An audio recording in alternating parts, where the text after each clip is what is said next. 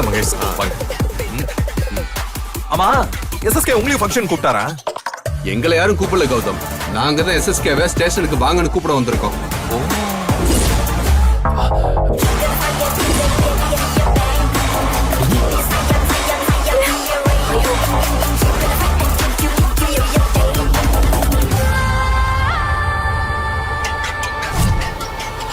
Cake எடுத்துட்டு வாங்க SSK. ஸ்டேஷன்ல போய் வெட்டிக்கலாம்.